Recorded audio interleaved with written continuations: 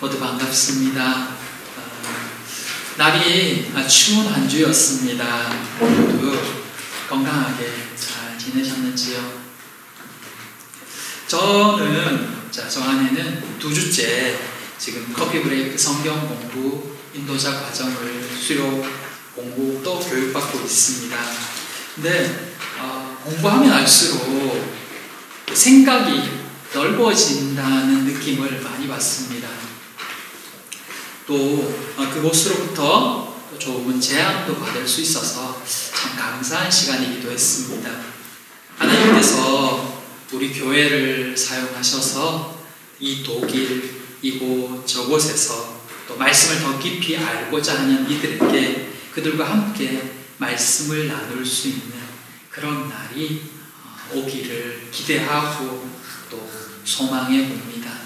하나님께서 우리를 통해서 일해 주실 것을 기대합니다.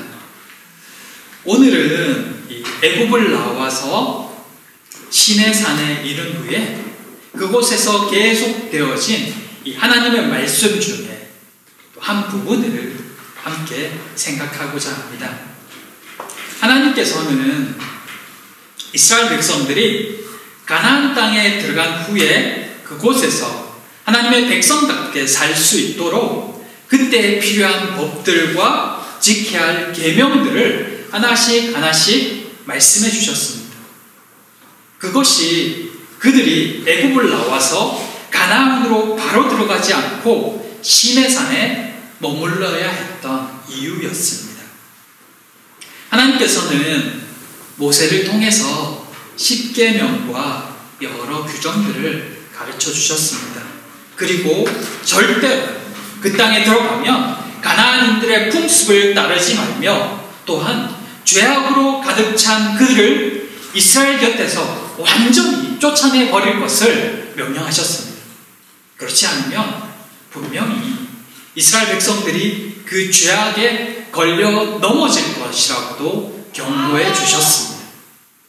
그 말씀 후에 오늘 본문이 나오고 있는 것입니다.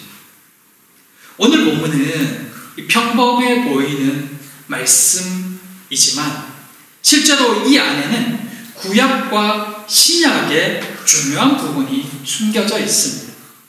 본문 속에 이 구약과 신약에서의 하나님과 백성 간의 관계가 나타나 있다는 것입니다.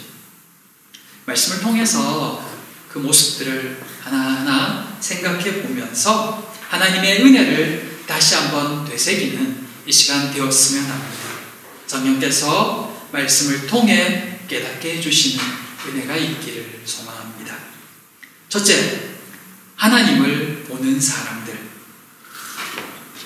여호와께서는 이스라엘이 가나안에서 살게 될 때 지켜야 할 것과 계명과 여러 규칙들을 모세를 통해서 말씀하고 있는 것을 볼 수가 있습니다. 그 후에 하나님께서는 이제 모세에게 다시 한 가지 명령을 내리시는데 그게 뭐냐면 아론과 나답과 아비후 그리고 이스라엘 장로 70명과 함께 여호와께로 올라오라 하시는 것입니다. 시내산 위쪽으로 올라오라는 말씀입니다. 그런데 그들을 부르시고는 또 하나의 명령을 하시는데 모세는 여호와께로 가까이 나오지만 나머지 사람들 아론과 나답과 아비후 그리고 장로 70명은 그 중턱중에서 멀리서 여호와를 경배하게 하라고 합니다. 거리가 있죠. 그리고 백성들은 아예 시내산에 근처로 올라오지도 못해요. 시내산 아래에 머물러 있으라는 것입니다. 모세는 그 이야기를 듣고는 그 명령을 듣고 이제 시내산을 내려옵니다. 그리고 하나님께로부터 들은 그 말씀을 백성들에게 다 전합니다. 그러자 백성들은 그 말씀을 들으면서 하나님이 주신 말씀대로 준행하겠다라고 약속합니다. 모세는 이제 그들에게 전했던 말씀, 하나님의 말씀을 다시 기록하여서 문서로 남깁니다. 그리고 이게 끝이 아니라 다음날 이른 아침에 다시 그 약속하고 말했던 그것을 두고 하나님과 백성 사이에 언약 체결식이 진행됩니다. 그전에 여호와께서 말씀하셨고 백성들이 준행하겠다고 했지만 이것이 실제로 언약 체결식으로 진행된다는 것입니다. 모세는 산 아래에 제단을 쌓습니다. 그리고 12기둥을 세우고 여호와께 소로 번제와 화목제를 드리게 합니다. 제단은 언약 체결자이신 여호와의 하나님의 임재하심을 나타내고 12기둥은 그 언약의 수혜자인 백성들 이스라엘 12지파를 의미합니다. 그래서 제단과 12기둥이 있습니다. 모세는 그 소를 잡은 그 제물에 피를 담아서 그 피의 반을 제단에 뿌린 후에 전날 기록했던 그 언약서, 백성들에게 말했던 것을 기록했던 것을 다시 가지고 와서 백성들에게 낭독합니다. 그러자 백성들은 다시 한번 그 말씀에 순종하겠다라고 약속합니다. 그 약속 후에 모세는 그 남은 피 반을 백성들에게 뿌리면서 여호와께서 이 모든 말씀에 대하여 너희와 세우신 언약의 피라고 그렇게 선포합니다. 이것이 오늘 본문의 내용입니다. 이 장면은 바로 하나님과 이스라엘 백성들이 언약을 체결하는 장면이고 굉장히 중요한 모습입니다. 하나님께서 이스라엘 백성들에게 약속의 땅 가나안을 주시겠다는 약속을 반드시 지킬 것을 스스로 맹세함과 동시에 이스라엘 백성들은 그 땅에 들어가서 반드시 하나님의 말씀대로 살겠다고 서로 서약하고 언약한 것입니다. 그 피는 그 언약을 유효하게 하는 언약의 피였습니다. 이것은 서로의 목숨으로, 서로의 생명으로 이 약속을, 언약을 지키겠다고 맹세하는 것입니다. 예레미야 31장 32절에서는 이 언약을 이렇게 설명합니다. 이 언약은 내가 그들의 조상들의 손을 잡고 애굽 땅에서 인도하여 내던 날에 맺은 것과 같지 아니할 것은 내가 그들의 남편이 되었어도 그들이 내 언약을 깨뜨렸습니다. 여호와의 말씀이다. 예레미야는 그 언약 맺었던 것을 그들이 깨뜨렸다고 말씀하시면서 그때 맺은 언약이 뭐냐면 내가 그들의 남편이 되는 언약이었다라고 말씀합니다. 즉 지금 이 언약은 이스라엘 백성과 하나님 간의 소위 혼인서약인 것입니다. 부부로, 남편과 아내로 그렇게 관계를 맺어가겠다라고 말씀하셨던 것입니다. 하나님이 그처럼 이스라엘을 사랑하셨습니다. 그 후에 어떤 일이 일어났을까요? 9절 10절에 보면 이 언약을 맺은 후에 모세와 아론과 나답과 아비후와 이스라엘 장로 70인이 올라가서 이스라엘 하나님을 뵈니 그의 발 아래에는 천국을 편듯하고 하늘같이 청명합니다. 여기에는 아주 특별한 단어가 나옵니다. 그것은 이 대표들이 하나님을 배웠다라는 장면입니다. 죄인인 인간이 하나님 앞에 서면 죽습니다. 아주 특별한 은혜를 입지 않는단 말입니다. 모세 역시도 그가 볼 수 있었던 것은 하나님의 등이었습니다. 왜냐하면 앞을 보면 죽기 때문입니다. 물론 여기서 이들이 본 것은 하나님의 영광 또는 하나님이 나타나실 때 나타나는 그 어떤 현현의 현상들일 것입니다. 그럼에도 그들은 그 하나님의 영광 앞에서 죽지 않았습니다. 죄인이 하나님 앞에 서면 죽을 수밖에 없는데 왜 그들이 죽지 않을 수 있었을까요? 그것이 가능한 이유가 무엇이었을까요? 바로 이 언약의 피 때문이었습니다.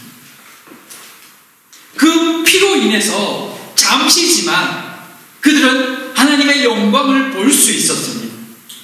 그전에는 어떠했을까요? 하나님의 명령이 2절에 나옵니다. 2절에 보면 하나님께서 제사장들과 이스라엘 장로 70인이 함께 여호와께 올라와서 경배하라고 하시는데 어떻게 경배하라고 하시냐면 멀리서 경배하라고 합니다. 모세만 올라오고 그들은 멀리 있으라고. 왜냐하면 하나님을 가까이서 뵈면 모두 죽기 때문입니다. 그것이 죄를 가진 인간이 하나님 앞에 설 수 있는 최대한의 거리입니다. 이 모습을 가장 잘 보여준 게 뭐냐면 성막입니다. 성막은 세 구조로 되어 있습니다. 성막의 뜰, 성소, 지성소. 성막의 뜰은 이스라엘 남자들도 들어갈 수 있습니다. 그러나 성소는 제사장들만 들어갑니다. 그러나 지성소는 1년에 단 한 번 대제사장만 들어갑니다. 그것이 죄를 지은 인간이 하나님 앞에 설 수 있는 한계이며 거리라는 것입니다. 더 이상은 침범하고도 들어갈 수도 없습니다. 그것은 곧 죽음이기 때문입니다. 지금 여호와께서 그들에게 올라오라고 하신 거리도 딱 그만큼이었습니다. 아무도 나올 수 없습니다. 그런데 그들이 언약의 피를 의지하여서 하나님을 뵐 수 있었던 것입니다. 성경의 이 구절이 여기밖에 없습니다. 물론 욥도 마지막에 이렇게 옵니다. 내가 하나님을 경험을 알았더니 하나님을 이제는 내가 하나님을 눈으로 봅니다. 그건 본 게 아니라 하나님을 경험한 것입니다. 근데 여기서는 정말 하나님의 현현하심을 봤다라고 표현합니다. 굉장히 특별한 구절이라는 것입니다. 근데 그것이 가능할 수 있었던 이유가 바로 이 언약의 피 때문이었습니다. 이게 무엇을 말할까요? 바로 예수 그리스도의 보혈의 공로를 예표하고 있는 것입니다.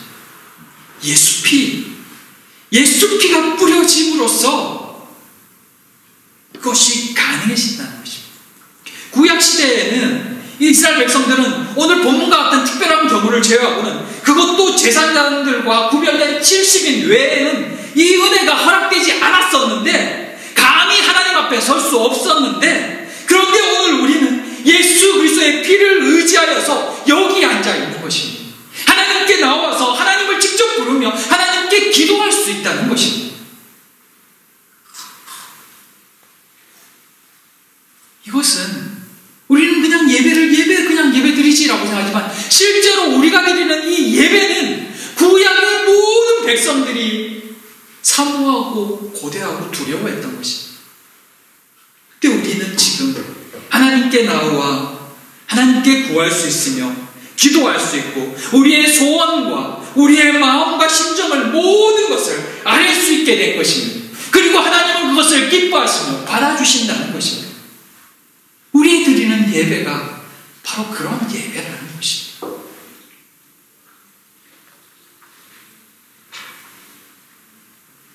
지금 이것은 우리의 이 자리에 앉아 있을 수 있는 이것은 이 예배는 바로 예수 그리스도의 보혈로만 가능한 예배입니다. 하나님께 직접 기도하고 하나님의 이름을 부르고 하나님께 구할 수 있는 것, 이것이 바로 십자가 보혈의 은혜입니다. 우리는 그 은혜를 누리고 있는 것입니다. 이제는 전에 멀리 있던 너희가 그리스도 예수 안에서 그리스도의 피로 가까워졌느니라.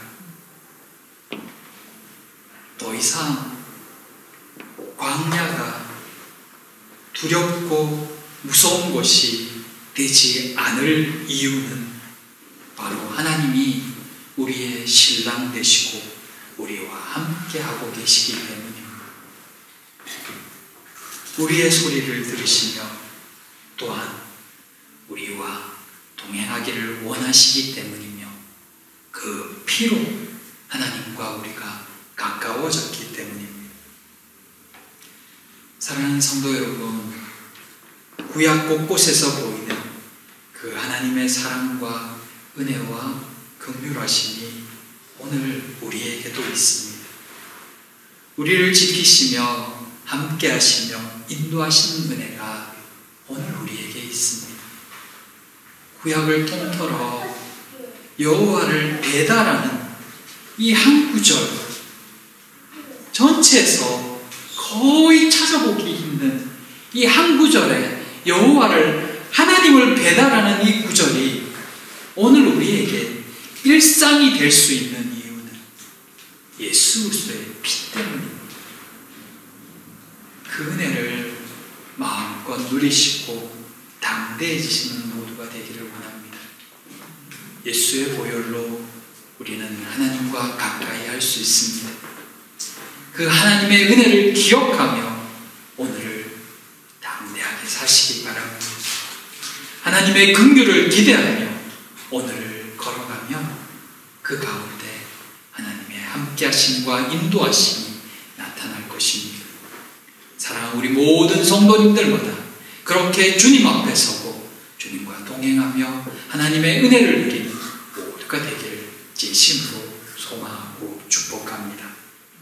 둘째, 하나님께서 이 이스라엘 백성과 언약을 체결하신 후에 제사장과 장로들이 하나님을 볼 수 있게 하셨고 또 하나님 앞에서 먹고 마실 수 있도록 허락하셨습니다.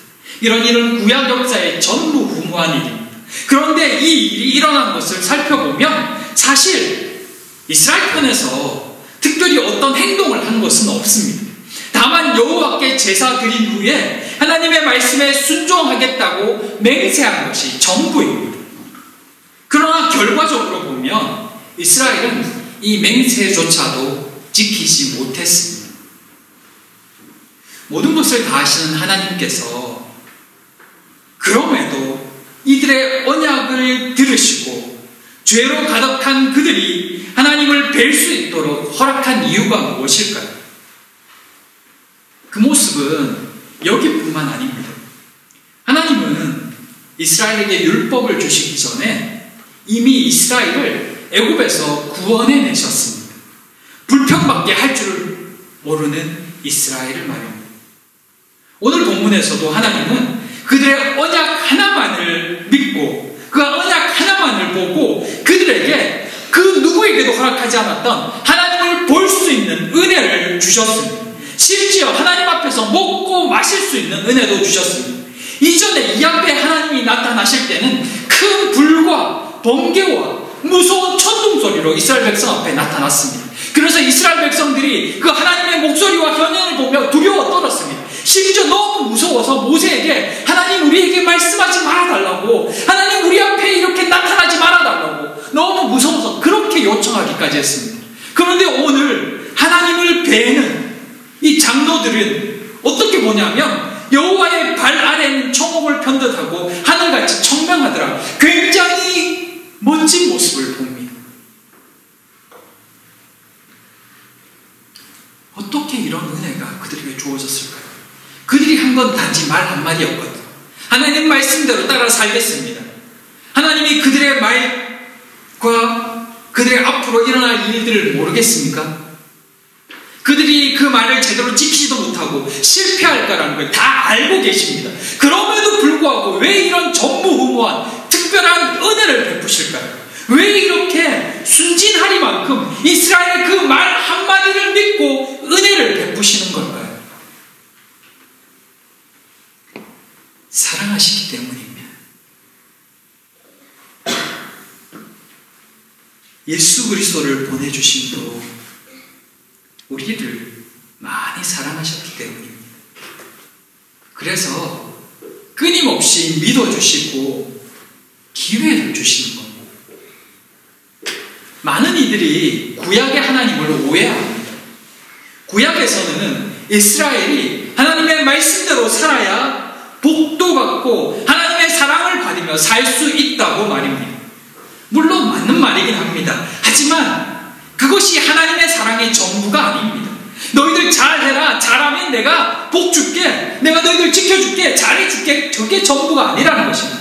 하나님은 이스라엘이 범죄할 때도 여전히 이스라엘을 사랑하셨습니다. 지 멋대로 굴고 하나님을 떠나서 우상을 섬길 때도 하나님은 이스라엘을 끊임없이 사랑하셨습니다. 이스라엘의 죄악이 쌓이고 쌓여서 징계할 수밖에 없는 상황이 되었을 때에도 그래도 하나님은 그들을 가나안처럼 완전히 진멸시키지는 않으셨습니다. 죽지 않을 만큼 때리신 것입니다. 다시 회복하고 돌이킬 수 있는 기회를 가질 수 있도록 말입니다. 죄인임에도 불구하고 그들의 약속을 믿으시고 하나님을 볼 수 있도록 허락하신 것은 언약의 피가 있어서도 그렇지만 또한 그들이 그 약속한 대로 언약대로 말씀에 순종하기를 기대하시고 기다리셨기 때문입니다. 말씀에 순종하면 복받는다가 아니라 이미 은혜를 허락하시고서 이제는 그들이 말씀에 순종함으로 그 복 가운데 계속해서 살기를 원하셨던 것입니다. 기대해 주신 것입니다. 그게 하나님의 사랑입니다. 그게 하나님의 기다려 주심입니다. 자녀는 부모가 기대한 만큼 성장한다는 그런 말이 있습니다. 교육학에도 그런 이야기들이 있더라고요. 그 자녀를 기대해주고 기다려주면 그만큼 자녀가 성장한다는 것입니다. 이건 자녀에게 부담감을 주라는 이야기가 아닙니다. 자녀를 그냥 있는 그대로 믿어주고 그의 성장 가능성을 인정해주며 지켜봐주는 것입니다. 그리고 기다려주는 것입니다. 그때 아이는 정신적으로도 인격적으로도 건강한 한 사람으로 성장할 수 있다고 합니다. 나를 믿고 있고 나를 인정해주는 부모가 있다는 그 자신감으로 인해서 그 아이는 심정적으로도 성격적으로도 인격적으로 든든함을 가지고 또 자신감 있게 살아가고 그것이 밑바탕이 되어서 그 아이는 훌륭한 인격자로 또는 성공한 사람으로 그렇게 설 수 있다는 그런 이야기를 하고 있는 것입니다. 이스라엘을 바라보는 하나님의 마음도 그랬습니다. 심지어 모든 것을 아시면서도 말입니다. 사랑하는 자녀이기 때문에 그들의 말을 믿어주고 싶고 또 기다려주고 싶은 겁니다. 그들의 약속처럼 하나님의 말씀에 순종함으로 하나님께서 이미 허락해 주신 그 복 가운데 계속해서 살 수 있기를 바라면서 말입니다. 사랑하는 성도 여러분, 하나님이 오늘 우리에게도 바라고 기대하시는 것, 그것이 바로 이것입니다. 너 말씀대로 안 살면 혼나. 너 이대로 그냥 살면 내가 때릴 거야. 너 심판할 거야. 이게 아니라 하나님을 사랑함으로 하나님 안에서 말씀 안에서 살기를 기대하시고 기다려주시는 겁니다. 연약한 우리일지라도 언젠가는 하나님의 언약 안으로 돌아올 것을 기대하시면서 하나님의 말씀대로 살 것을 기대하시면서 여전히 우리를 사랑의 눈빛으로 지켜보시고 기다려주시고 안을 준비를 하고 계시다는 겁니다. 만일 하나님 말씀대로 안 살면 너 혼나라고 그게 하나님의 뜻이었다면 우리는 이 자리에 있을 수 없겠죠. 이미 맞아서 뼈가 부스러져도 부스러지고 쓰러져도 여러 번 쓰러졌을 것입니다. 그때 하나님은 여전히 우리를 기다려주시는 겁니다. 여전히 사랑하시고 돌아오라고 이제는 그만 설 때가 되지 않았냐고 이렇게 조용히 말씀해 주시는 겁니다. 그게 하나님의 사랑입니다. 그게 하나님의 은혜입니다. 이스라엘을 기다려주셨다. 오늘 우리도 기다려주십니다. 조금씩 더 성장하는 것을 기뻐하시면서 어린아이가 그저 말 한마디만 해도 기쁘고 좋은 것처럼 이 아이 이제 말해. 착한 행동 하나만 해도 이 아이 정말 우리 아기 정말 이쁘다 라고 말씀하는 거죠. 그렇게 하나님은 그저 우리의 작은 그 한마디 그냥 하나님 앞에 드리는 작은 기도 하나 찬양 소리 그 하나만으로 흡족해 하시고 기뻐하시고 더 기대하시고 더 좋아하신다는 것입니다. 그렇게 우리를 사랑하시는 것입니다. 사랑하는 성도 여러분, 이 하나님의 은혜를 누리며 살아가고 오늘도 우리를 기대하시며 기다리시는 그 하나님을 기억하며 살아가는 모두가 되기를 소망합니다. 하나님은 이미 우리를 사랑하셨고 은혜를 베풀어 주셨고 오늘도 우리와 동행하십니다. 그 하나님의 은혜를 더 깊이 인정하며 기억하며 믿음 안에서 한 걸음 한 걸음 더 성장해 나아가는, 그렇게 하나님 앞에 더 단단히 서가는 그런 우리 모두가 되기를 진심으로 소망하고 축복하고 기도하겠습니다. 사랑과 은혜의 하나님 감사합니다. 우리 위해 예수 그리스도를 보내주시고 우리를 오늘도 사랑하시며 기다려주심에 감사를 올려드립니다. 하나님의 믿어주심에 응답하는 저희가 되기를 소망합니다. 하나님, 저희에게 믿음과 결단을 더하여 주시옵소서. 하루하루 살아가는 삶 가운데 또 예수 그리스도를 드러내는 그런 인생이 되기를 소망하며 예수님 이름으로 기도드립니다. 아멘.